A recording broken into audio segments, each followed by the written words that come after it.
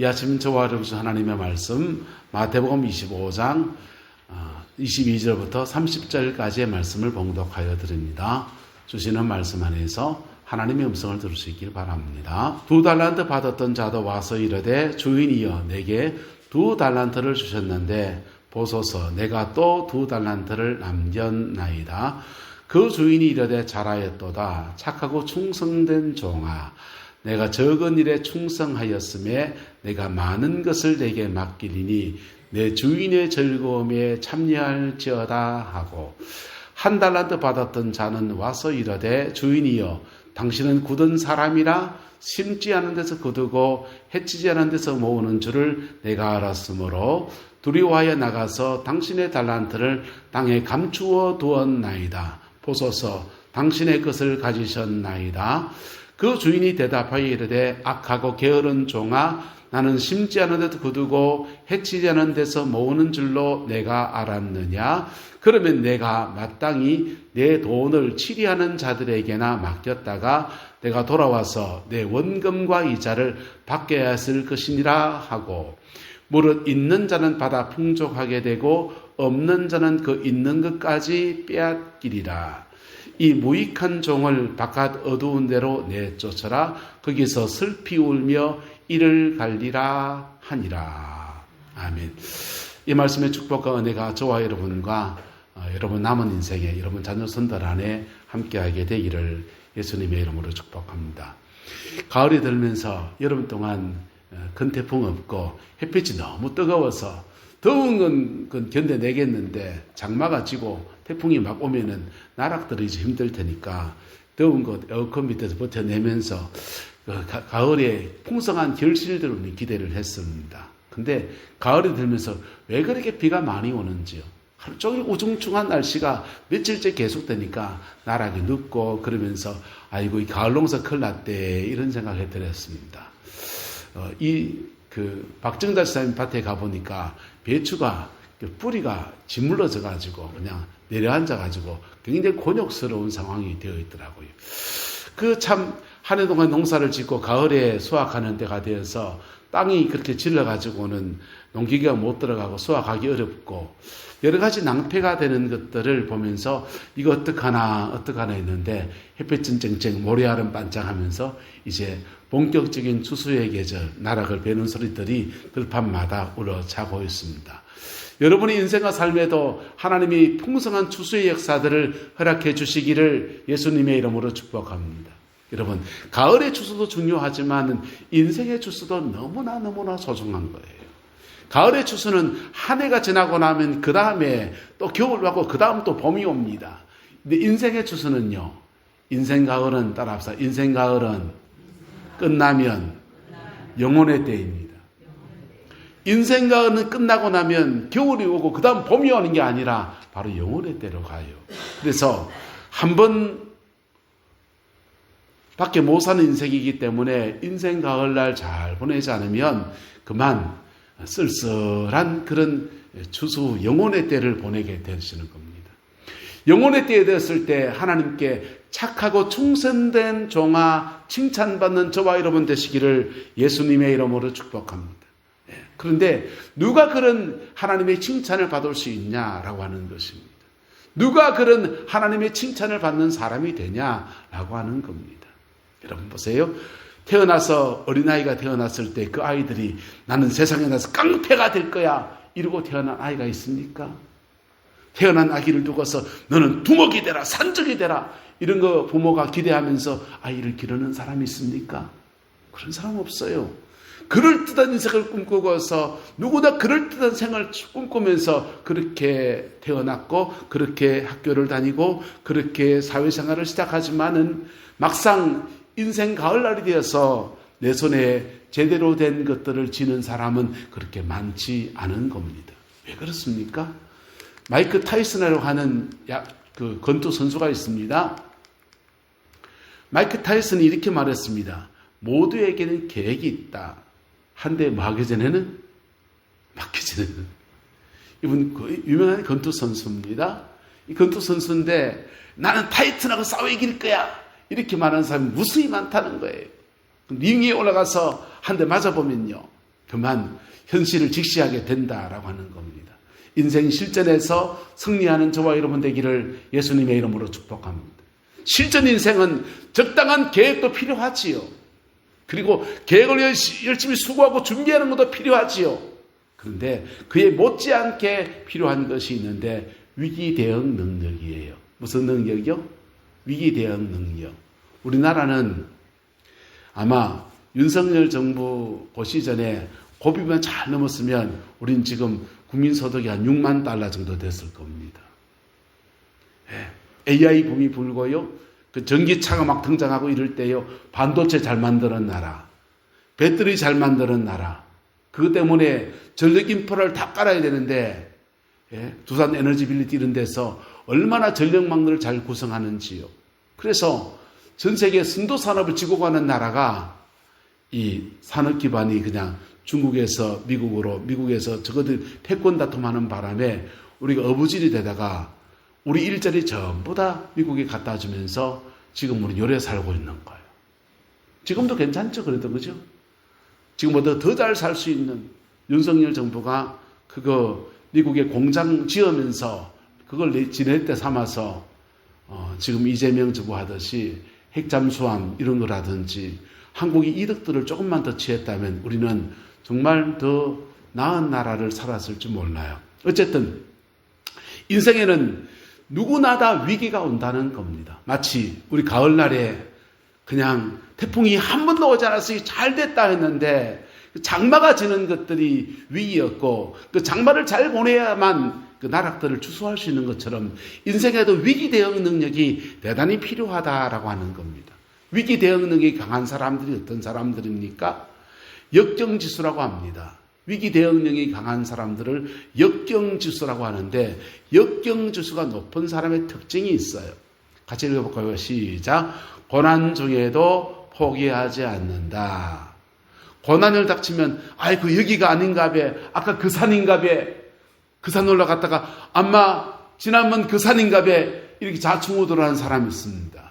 그런 사람을 박폴레옹이라 합니다. 신학교 다닐 때 제 친구가 박세종이라는 친구가 있는데 그 친구랑 신학교 동기들이 등산을 갔더랬습니다.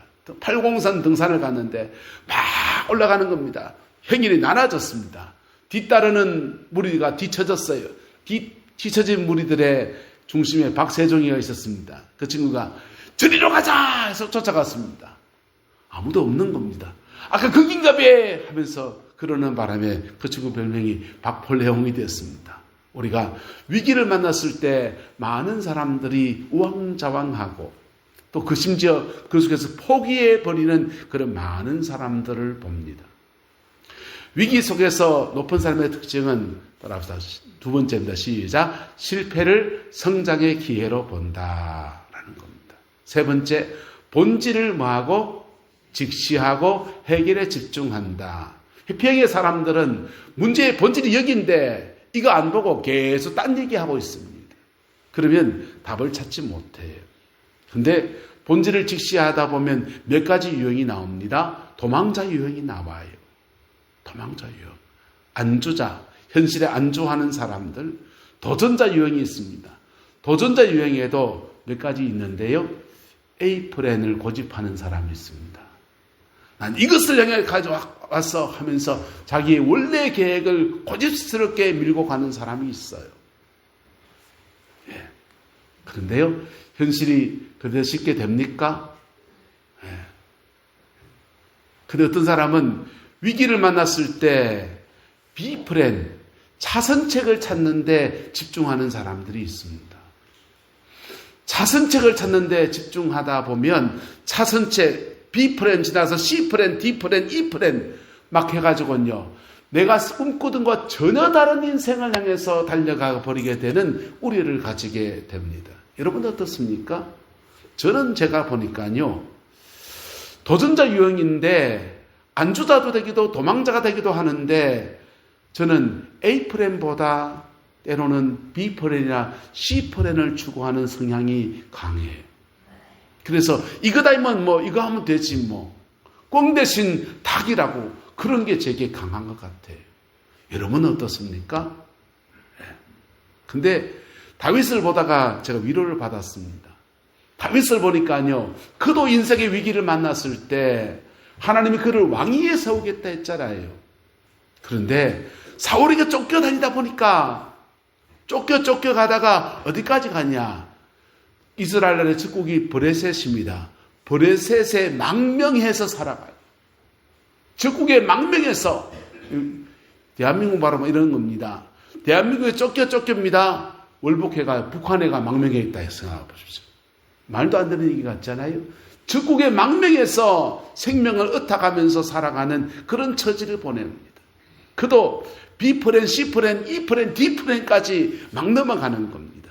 그런데 저와 여러분이 감사한 것은 따라서 우리에게는 인도자가 되시는 하나님이 계십니다. 할렐루야. 우리에게 인도자가 되신 하나님이 계셔요. 그래서 우리가 A프렌이라고 생각했던 것, 제1번 이것 이루어야 되겠다라고 하는 것들을 고비고비 지나갔으면서 어떤 것들은 주님이 내려놓게도 하시고, 어떤 것들은 나는 이것밖에 안 되겠어요, 난 이거라도 해야 되겠어요 라고 할 때 주님이 너 그거 아니야, 너 그거 선택하면 안 돼 하면서 그걸 올리셔서 그분이 우리 인도자가 되셔서 이끌어 가시는 겁니다. 할렐루야. 다윗은 그의 인생에서 위기를 만났을 때 블레셋 적진에 나가서 망명자로 살아가는, 적국의 망명에 살아가는 그런 처지까지 내려가는데 하나님은 그의 인도자가 되셔서 그의 걸음을 이끄셔서 그가 꿈꾸지 않았던, 포기해버렸던 왕위의 자리에 세우면서 그렇게 끌어올리시는 분이십니다. 할렐루야. 그래서 예수님 안에서는 역경주수가 다른 사람과 남다른 것들이 나오는 거예요. 할렐루야. 이 은혜가 저와 여러분과 함께하게 되기를 예수님의 이름으로 축복합니다. 요셉도 마찬가지입니다. 요셉은 하나님 앞에 꿈을 꾸었습니다. 자신의 집단은 일어서고 형들의 집단은 꾸벅절을 하고 해마다가 12별들이 자기에게 절을 하는 것을 보았어요. 야, 하나님이 내 인생을 이끌어 가시는구나, 내가 장자가 되겠구나, 그런 꿈을 꿨더랬습니다. 근데 철사줄에 두 손 꽁꽁 묶인 채로 애굽 땅에 끌려갑니다. 끌려가는 요셉이 그의 꿈을 꿀 수 있겠습니까? 응강샘심, 해와다가 12별이 내게 절하는 거 상상하지 못합니다. 내 집단은 우뚝이 쓰고 형님들 집단은 꿈 꿨는 거, 그 꿈 무슨 꿈일까? 내가 망상을 꾸었구나 라고 생각할 수 있습니다.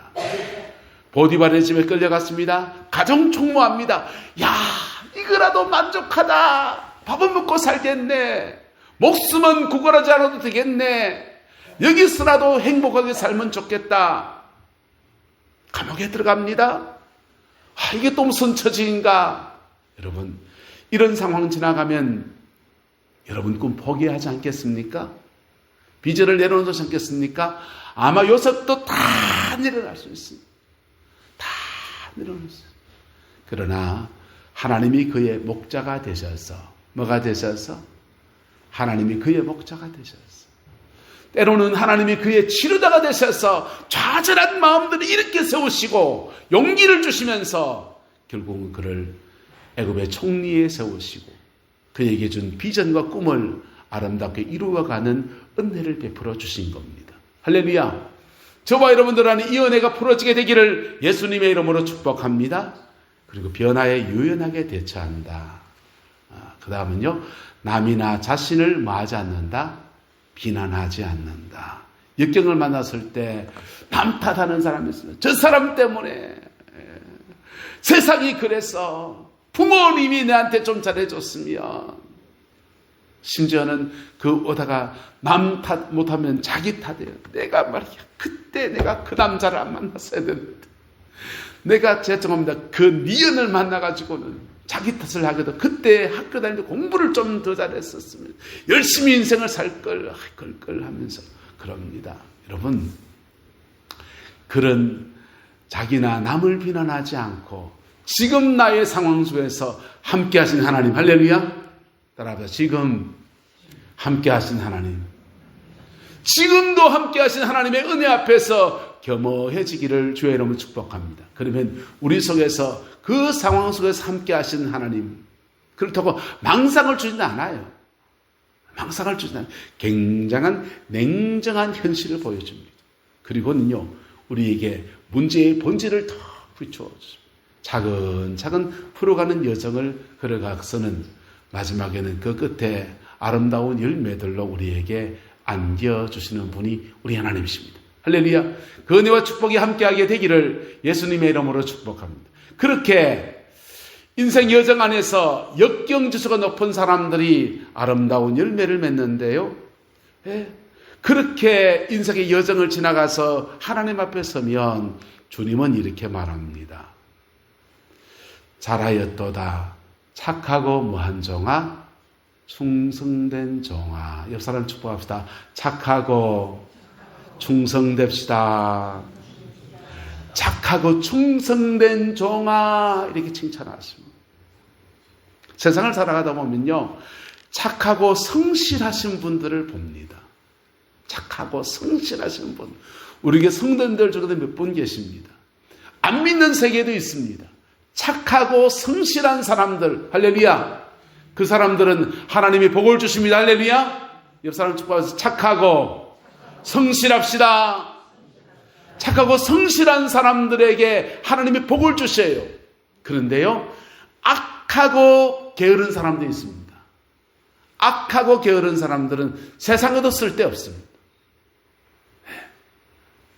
악한 거는 감옥에 가야 될 일이지요. 그런데요, 게으른 거는요, 집안에 있습니다. 근데 인생에 제대로 된 열매가 없어요. 악하고 게으르면 인생에 쓸데가 없습니다.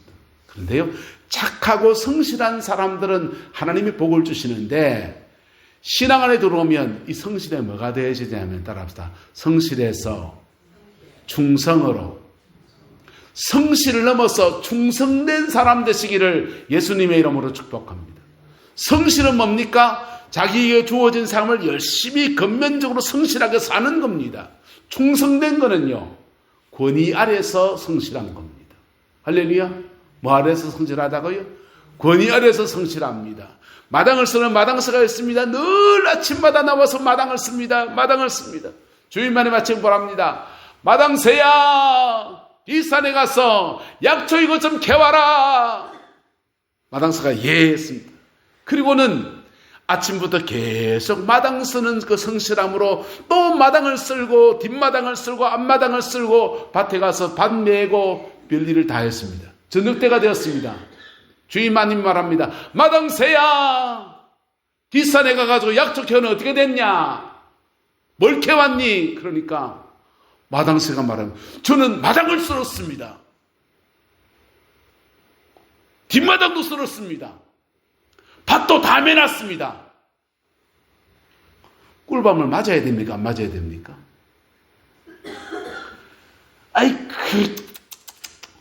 이 소리 들어야 됩니다.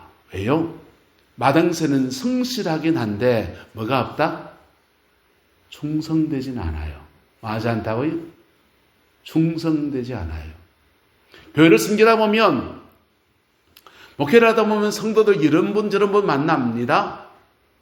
그래서 구릉포 있을 때입니다. 화장실 청소를 하시는데 권사님 한 번이 다 뭐 청소 당번을 정해서 청소를 촉촉 하는데, 그분이 청소하면 화장실에 이불 펴고 자서 눕고 자도 돼요.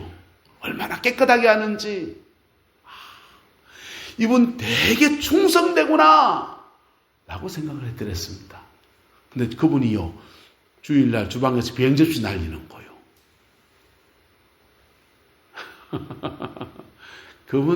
그거는 그분이 깨끗하게 청소하는 성향이에요. 우리는 우리의 성향 안에서 성실한 사람들이 있습니다. 할렐루야. 여러분의 직업 안에서 성실할 수 있습니다. 내게 주어진 일들에 성실할 수 있습니다. 그것이 내 성향과 딱 맞물리면, 어떤 분은 교회에 오면 늘 화초만 봐요. 목사님이 저쪽 안에 물 줬는가 안 줬는가 꽃만 봅니다. 근데요, 옆 사람 축복합시다. 성실 넘어 충성됩시다. 할렐루야. 충성된 저와 여러분 되시기를 예수님의 이름으로 축복합니다. 가을에는 낙엽이 많이 떨어집니다. 어제 옆집에서 감을 이제 따가지고는요, 우리 먹으라고 한 막대기 줬어요. 근데요, 그 감나무가요, 좀 지나면 감잎을 쫙 떨어뜨립니다. 감잎을 막 떨어뜨려요. 그래서 사람들, 감잎파리가 떨어졌네. 아이, 이래야 됩니까? 아니면은 본 사람이 주워야 됩니까?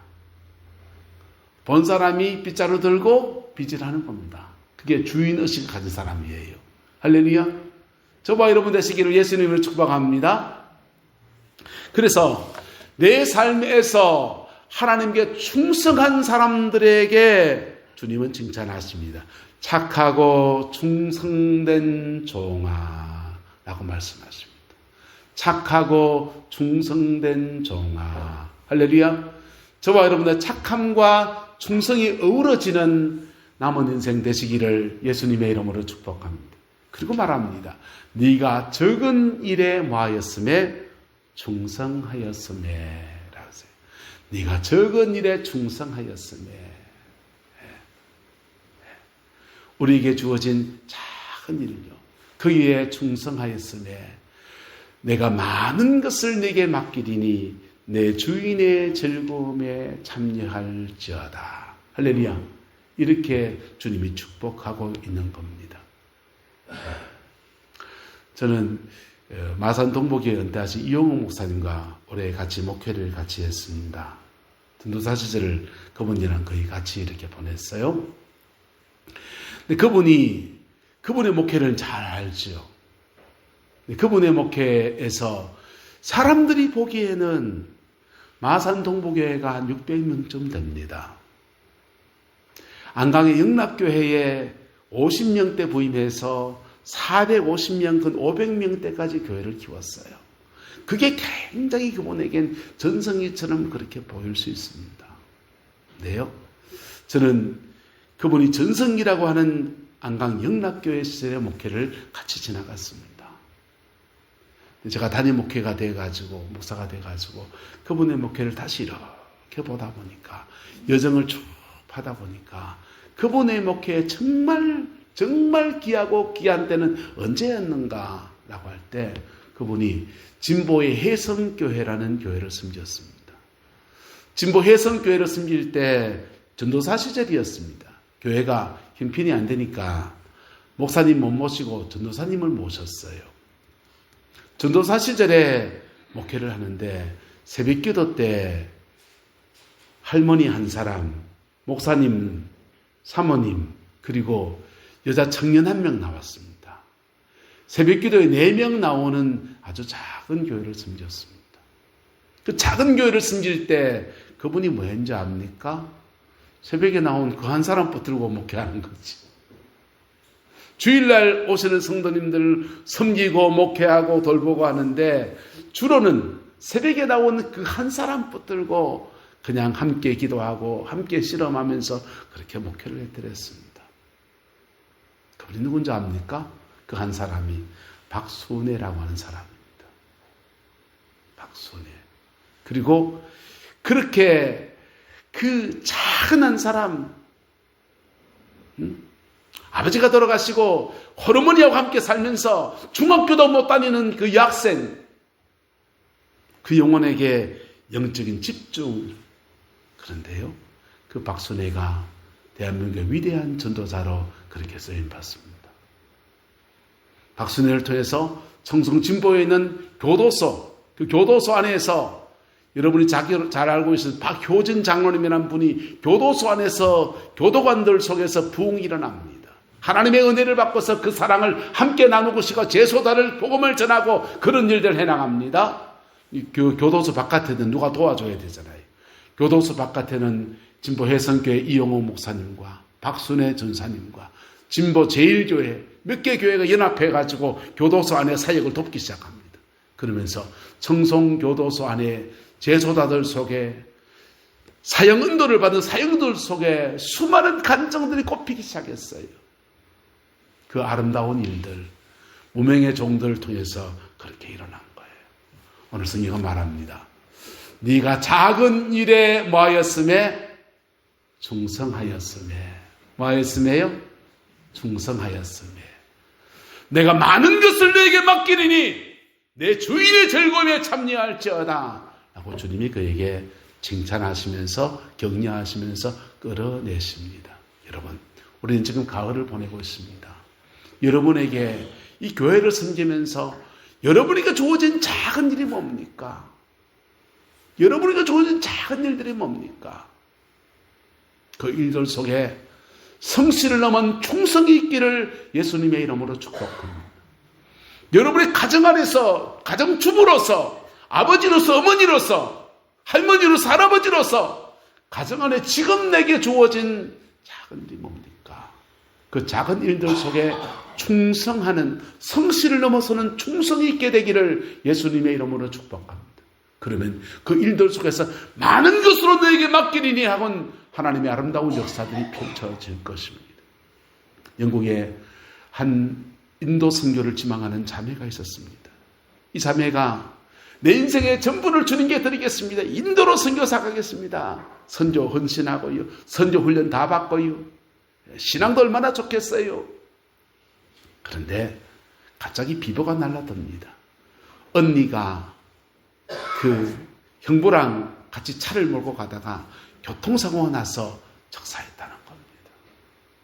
언니와 형부가 죽었고 언니하고 자기하고 둘밖에 없는 천혜고와 같은 그런 처지에 조카에 대해 6명이 돌봐줄 어머니가 없어서 아버지가 없어서 교도소가 아니네요.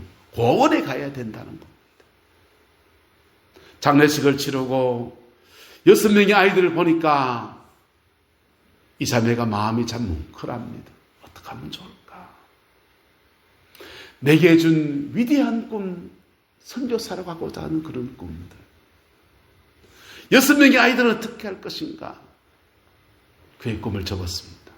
그의 꿈을 적고 6명의 아이들의 어머니 노릇합니다. 결혼도 하지 않고 6명의 아이들의 엄마 노릇하고 언니의 빈자리를 채워서 그 아이들을 양육해 갑니다. 세월이 지났습니다. 10수년이 지났을 때 영국에서 인도로 출발하는 6명의 선교사가 일어났습니다. 작은 일에 충성한 사람에게서 빚어지는 하나님의 놀라운 역사였던 겁니다. 할렐루야. 저와 여러분들 안에 이 은혜의 역사가 풀어지게 되기를 예수님의 이름으로 축복합니다.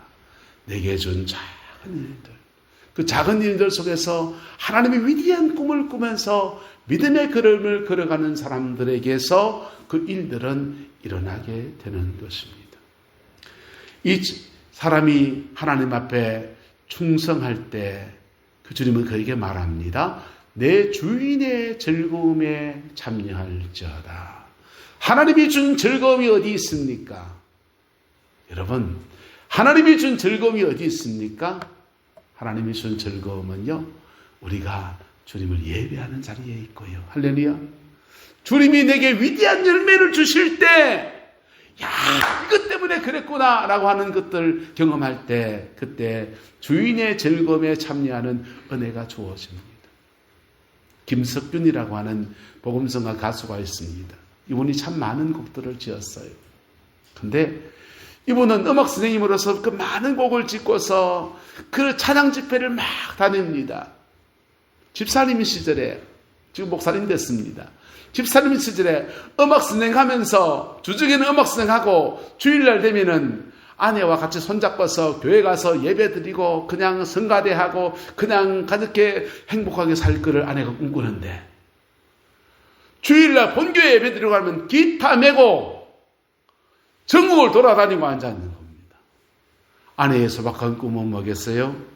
주말이 되면 아이들하고 오손도손 어디 가서 맛있는 것도 좀 사 먹고, 부부가 연을 가지고서 이렇게 캠핑도 좀 다니고, 그런 생활을 꿈꾸는데 전국에서 찬양 집회에 와달라는 요청이 너무 많으니까 스케줄을 짤 수가 없는 겁니다. 주일만 그런 게 아니라 수요일 저녁 금요일 해가지고 일주일 스케줄이 목사보다 더 바빠요.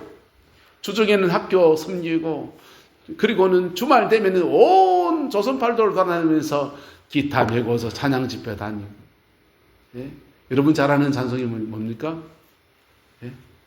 김석균 씨의 잘 아는 찬송이 여러분 있어요. 예?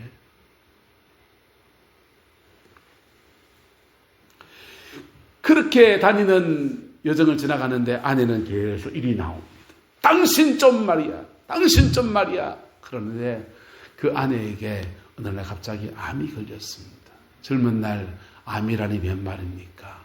그래서 김석균 집사님이 사역들 좀 줄이고 아내의 병고안하면서 그 눈물 젖은 시간들을 보내는 겁니다.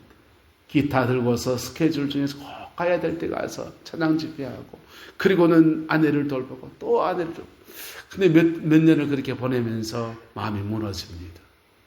근데 그러다가 하나님의 은혜로 그 모든 암이 완치가 되었어요. 할렐루야. 그 모든 암이 완치가 되었을 때 그때 그의 마음속에서 주인의 즐거움이 확 쏟아옵니다.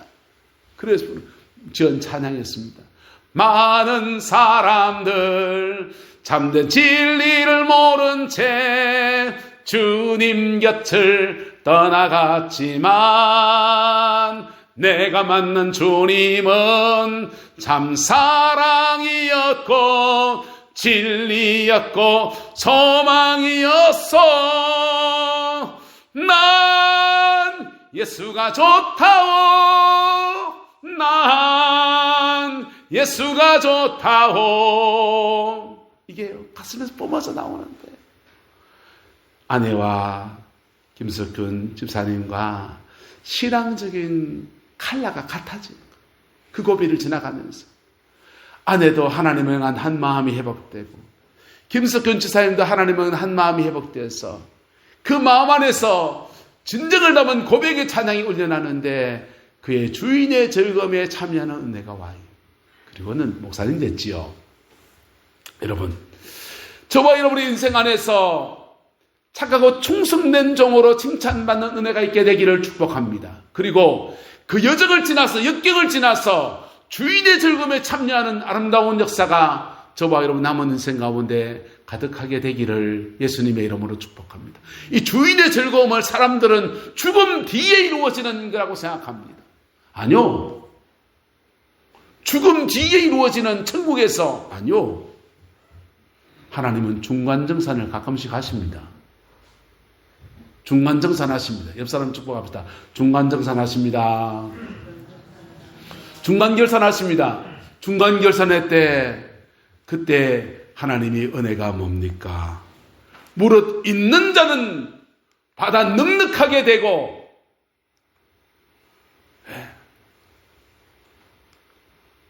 무릇 29절입니다. 시작. 같이 읽어 시작. 무릇 있는 자는 받아 풍족하게 되고 없는 자는 그 있는 것까지 빼앗기리라. 하나님의 중간정산 때 돼가면 냉정합니다.